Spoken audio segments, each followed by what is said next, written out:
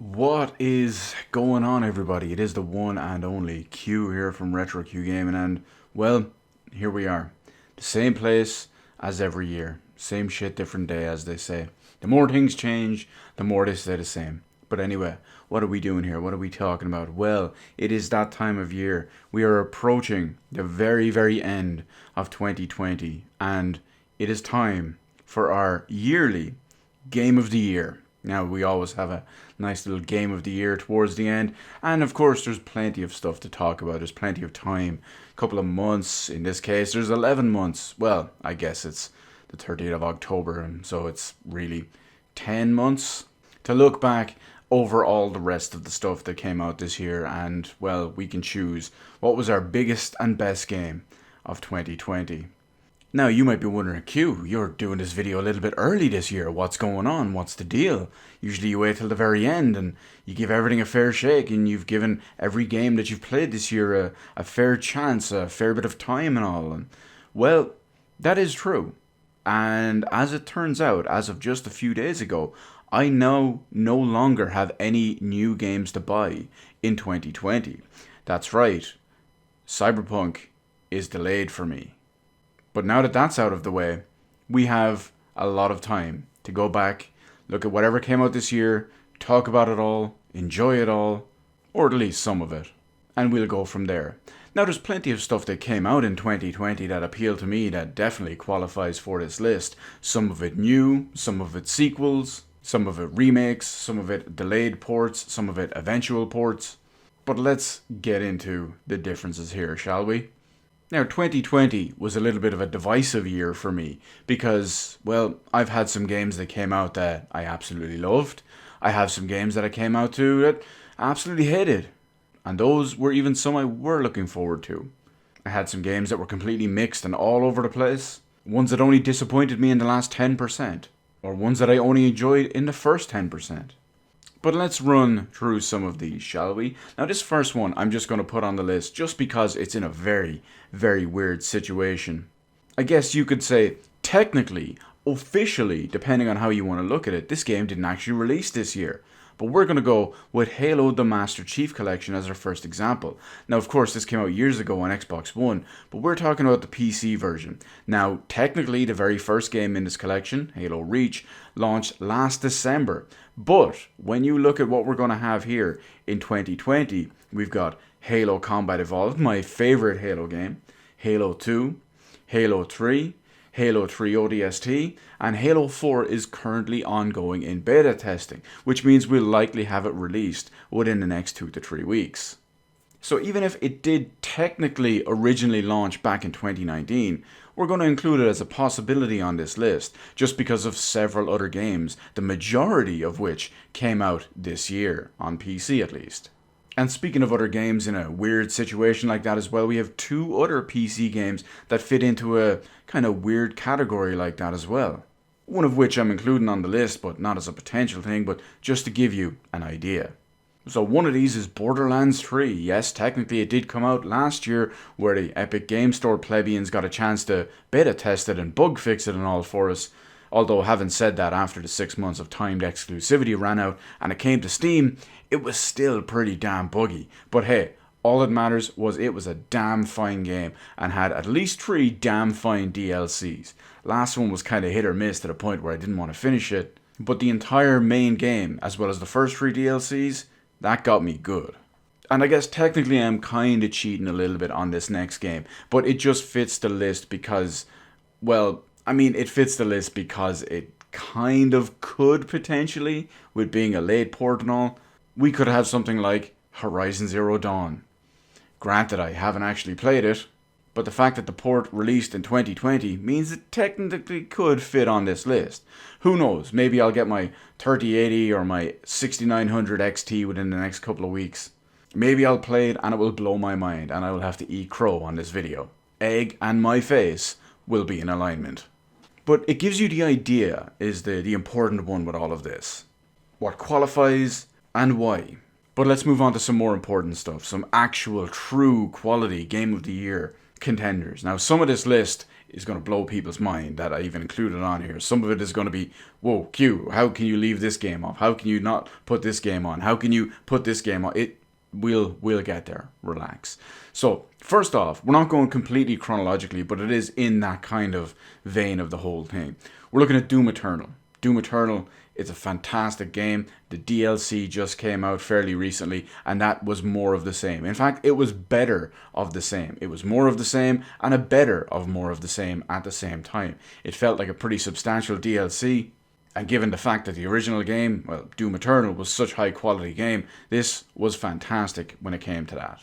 We've also got the likes of Resident Evil 3, or at least the remake of it, that came out this year as well. Now, it did feel a little bit rushed compared to Resident Evil 2 when that came out the year before, but overall Resident Evil 2 is just a better game and it kind of had more content in it too.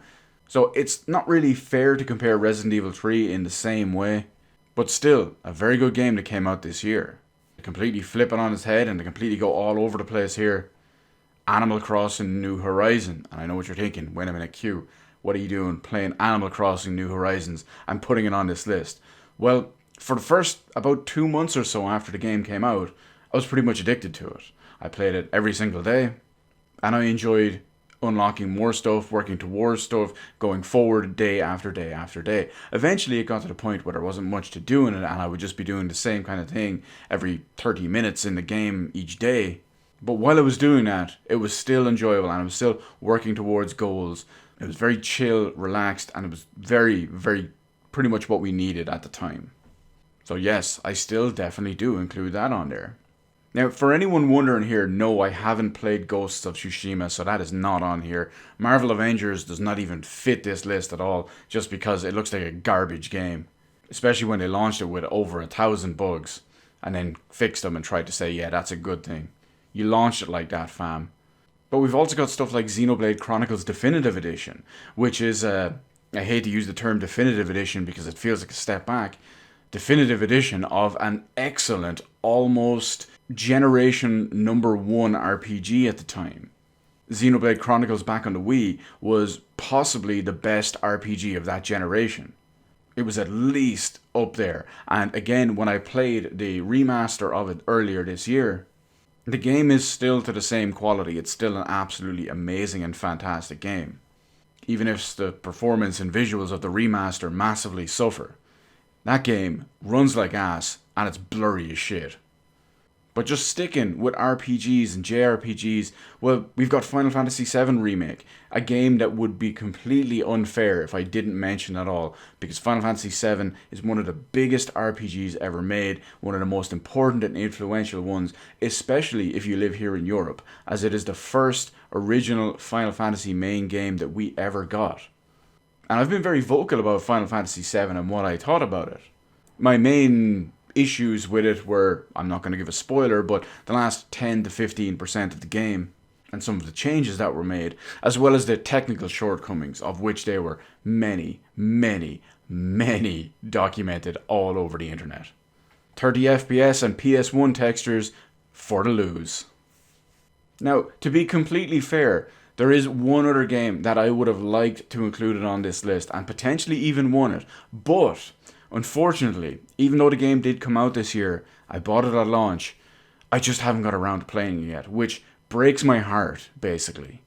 That game, of course, is Persona 5 Royal, and I have a funny feeling that if I did play it through completion, it would probably win this list. So I guess it's kind of good that I didn't play it, and I haven't included it on this list. But here we are, the moment of truth, the answer to the important question, the age-old one that everyone has been wondering about for the last year or so. Q, what is your game of the year for 2020? Well, guys, unfortunately, I know everyone is expecting it, but no, I cannot give Destiny 2 my game of the year for 2020 because the new expansion isn't even out yet. I know, guys. I'm as devastated as all you are. I know, lads. I'm brokenhearted, and I'm truly, truly disappointed that I cannot deliver that to you. And just to make matters even worse, I haven't even replayed Mighty Number 9, so I can't even give it to that. Feels bad, man. But either way, without further ado, Game of the Year for 2020 is, without a shadow of a doubt, The Last of Us Part 2, said no one with a brain ever. Because of course the real best game ever released here in 2020 is the PC version of Persona 4 Golden. That's right, I'm memeing on everyone 4 times over in this video, although this last one isn't even a meme. Persona 4 Golden's PC port is the best game I have played this year, hands down, bar none, by a significant margin. Sure, it's a port of a 7-year-old game, which was an enhanced version of I think it was 4-year-old game at the time. But I got zero fucks given because it released in 2020 and it was hands down the highest quality, best game I played this year by a significant margin. If you're not aware, Persona 4 Golden is now on Steam, go pick it up because absolutely everyone should play that fantastic, top tier JRPG, one of the greatest games I have ever played, and I am so happy that it came to the best platform to be the best possible version of the game. And I haven't played it in 7 years, and you know what? It still holds up perfectly. I highly recommend everyone goes and plays this if you like RPGs. As I've been saying for a few years now, Atlus have clearly dethroned Square Enix as king of JRPGs. Persona 3 proves it, Persona 4 Golden proves it, and Persona 5 proves it. So that's it. Game of the Year 2020 is of course Persona 4 Golden. That's my one. What was yours? And I'm sure I'll see you next year when something like, I don't know, Shin Megami Tensei 3 Nocturne HD or maybe even Shin Megami Tensei 5 make the best Game of the Year list. Or who knows, it could be opposite day in Clown World and maybe it'll be Cyberpunk 2077.